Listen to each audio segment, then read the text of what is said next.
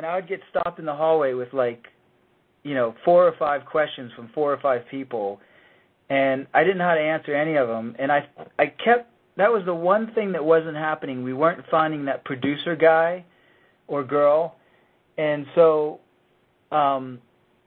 everybody else was falling into place, but that one producer that was experienced and knew how to just wrangle everybody. And but there was crazy stuff, dude. Like, this is no lie. I was walking from my room to the kitchen down the hallway, and I'm literally was just walking by the front door, and someone knocked on the front door, and I opened the front door, and this kid was standing there. He looked like he was like 19, and his name's Ben, and he said, "Hi, is this for the film production?" And I said, "Yeah, come on in." And I go, what do you want to do on this film, Ben? And he goes, "Oh, I want to be the AD." And I said, "Ben, you're the AD." And I shook his hand, and I kept walking. and then, like, he walked in the house, and then I guess he went up to the production manager, which is the guy that was kind of organizing all the people, and said, the director said I could be the AD. And then he hadn't done any AD work ever. And he was brand new from Manhattan, from New York City. He'd only been in the city like maybe a month. And he was great.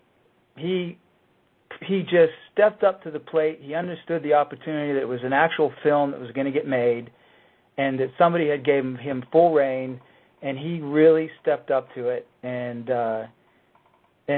he that was just one of those kind of situations that came out of this wacky way of putting the crew together.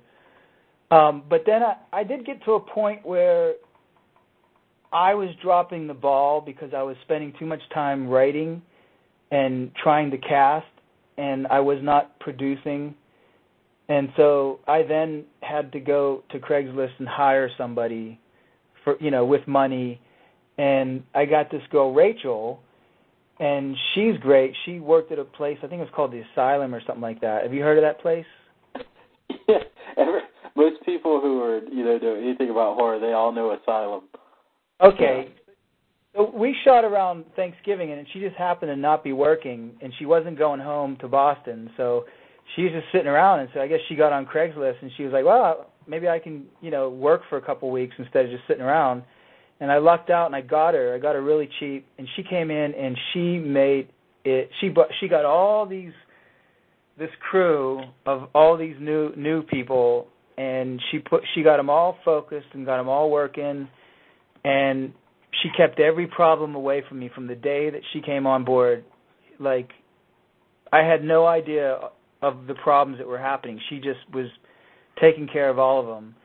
And she was great. And she now works, she's a main producer over at Funny or Die. So while she was working on this film, she got hired Will Ferrell's company, and she's now a producer over at Funny or Die. And her and I, we keep in touch, and we're going to work on the next picture together and stuff like that. But once again, I lucked out. I just happened to get somebody that had some time off, that was super skilled, wasn't charging a lot of money, knew how to make stuff happen on a no-budget kind of deal. And, that's why I say, like, if you just jump in, it'll figure itself out, if the energy's right. Now, and again, she came on board, and she saw everybody kind of got along, and there was kind of a fun vibe going on. Nobody was stressed out. People were listening to music, going online, and it was just kind of a fun environment, and she really had fun on the project. We were insane to shoot only in 7 days, but it made it all, like what Matt Stone said, it just made it a challenge. And so that became the enemy, was like, everything else was easy. It was just like racing against this clock was the only thing that was a challenge. You know what I mean? So it's like redefining what your set of problems are, Well, you were talking like right there at the end, that you're talking about working together on the next thing. Now that Barnes Folly is kind of, not that it's over with. I mean, I'm sure you're still kind of pressing like for film festivals and stuff like that. But right. you already have the idea laid out for the next one, or is there anything you can tell us about it? What it might be, or are you going to stay with a comedy, or are you going to go maybe in a different way? Actually, I started writing the second script because, as you know too, like when you're shopping one movie, it's always good to have what you want the next project to be in case somebody so what are you working on now? You can at least promote that.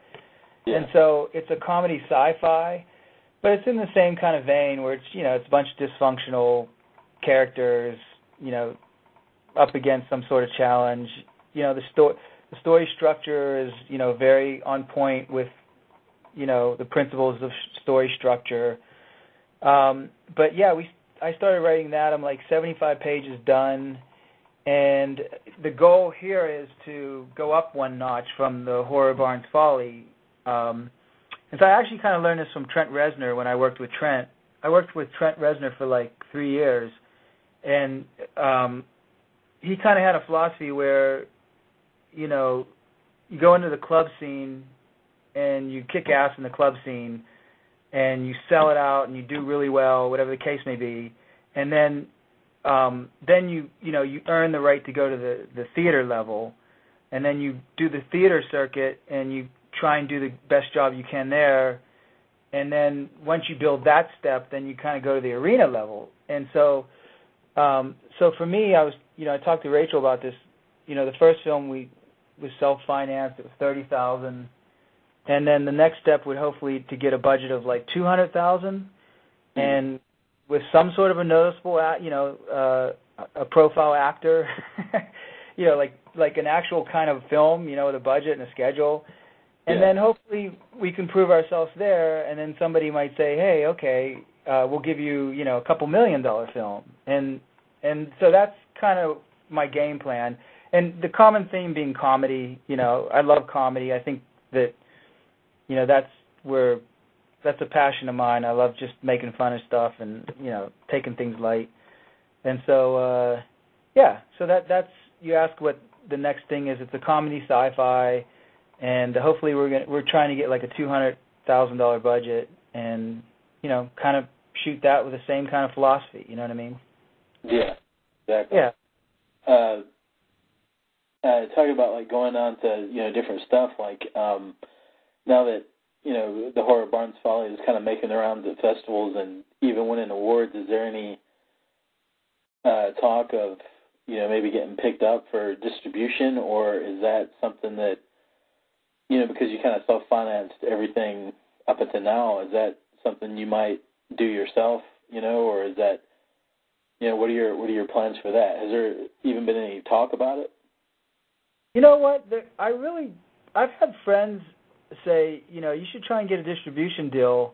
And I think you and I even talked about it. But I learned from doing the documentaries that at the small level like that, especially with the way the DVDs have gone, from doing documentaries for like the Warped Tour, like things that have a built-in following, there's so little money in it. Unless somebody big sees it in a festival and picks it up and says we'll give you this money or something like that, or maybe one of the actors eventually become high profile. To try and self-distribute it, from doing the documentaries, I just see how the Netflix deal is or the iTunes deal. Mm-hmm. They're just so hard to make any money. And then, of course, if I did that, then there's a couple songs in my movie that I'd have to get that clearance for, which is no big deal. I can always replace a song or two.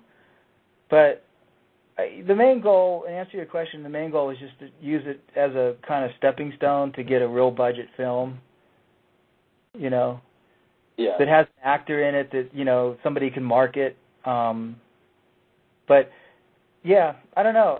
Unless out of the festival somebody sees that they can make money from it, as far as self-distributing or trying to do it myself, I've always had the results I've always had from trying to do it yourself has always been pretty minimal. So almost not worth the energy on some level. But maybe I'm wrong on that. Maybe I have yet to learn an angle to it, especially if it's, you know, entertaining people, like you said. It sounds like, you know, an audience does enjoy watching it.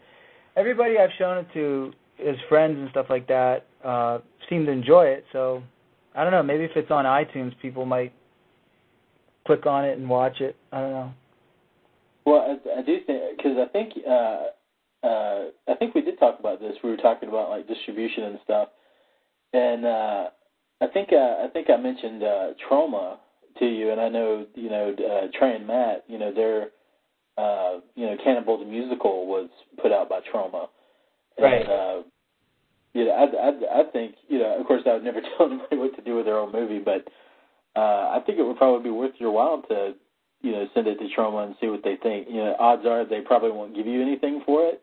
Right. But, you know, they would get it, you know, into, you know, like up on Netflix and iTunes, and of course Troma has their own, you know, like Xbox arcade download thing, you know, through Xbox, the Xbox Live thing. So I think that would probably be a good thing for you. I think I even sent you their information.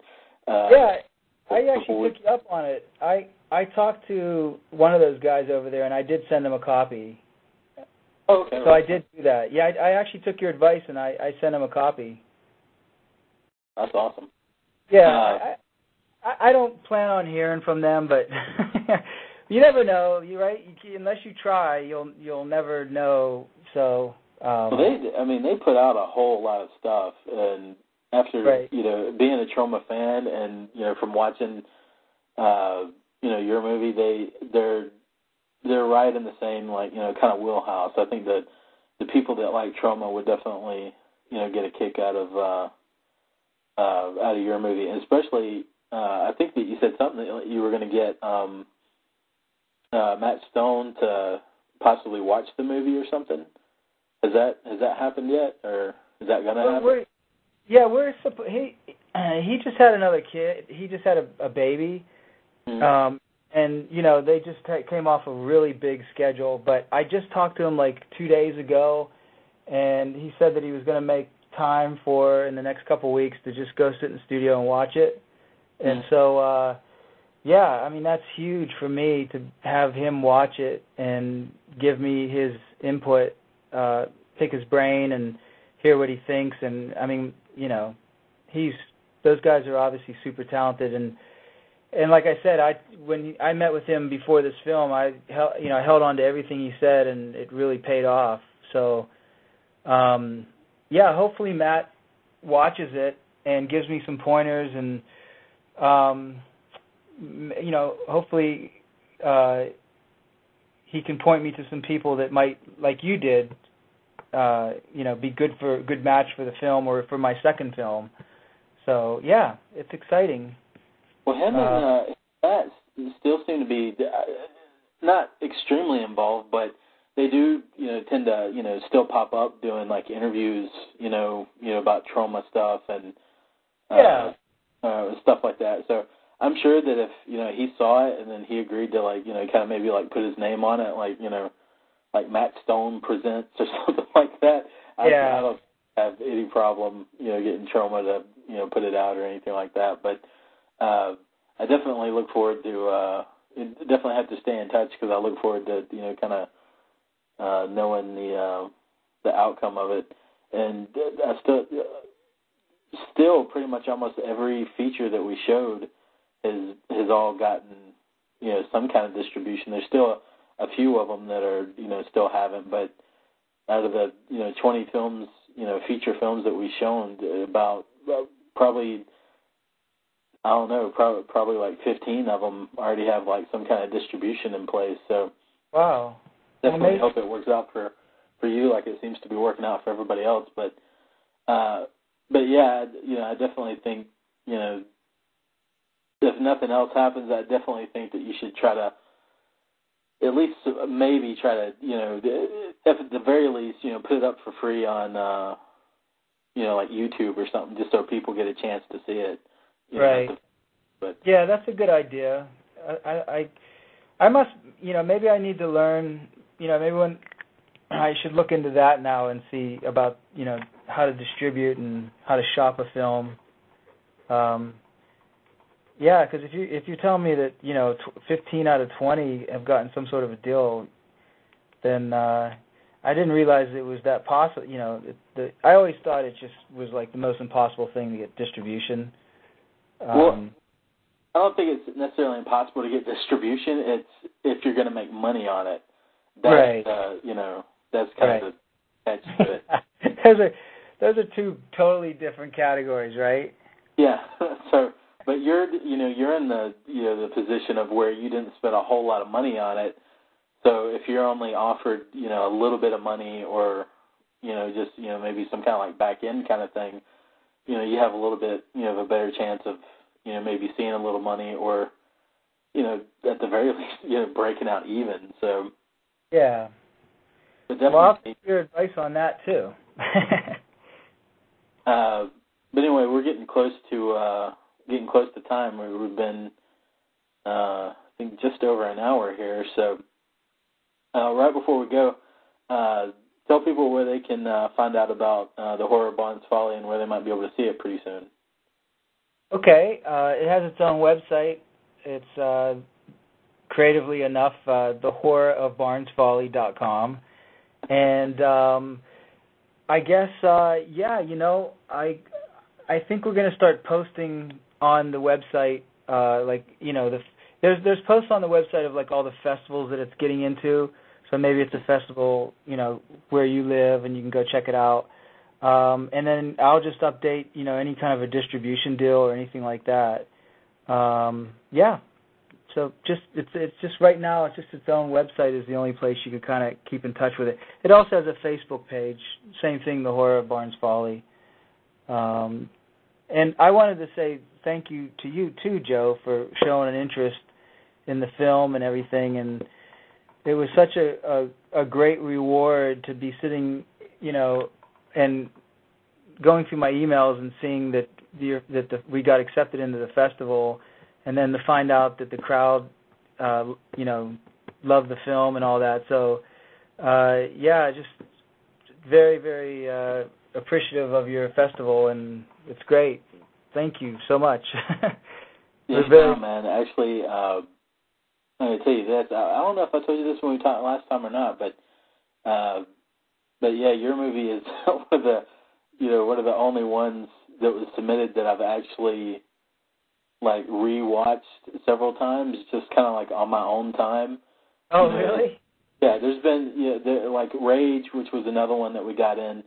Right. That was that I've went back and watched and stuff like that, and Beware and stuff like that. But yours is probably all of them. It's the one that sometimes if I have friends over and we want to watch something funny, I'll pop it in. So I've watched it several times. Oh, that's cool, man. That's awesome. That's like everything right there. That literally means everything. Sometimes you get caught up in all the business of it all, and trying to make a living and stuff like that. But when you just get down to it, it's like going back to when you just make your friends laugh and shit, and that's really what it's about. Doing a comedy is just making your friends laugh, and so if you're finding entertainment in it, that's everything. That's such a reward to hear that. Very awesome. Cool. Yeah. I just lost my train of thought. Where am I going? Oh, okay. Just freaking had a brain fart.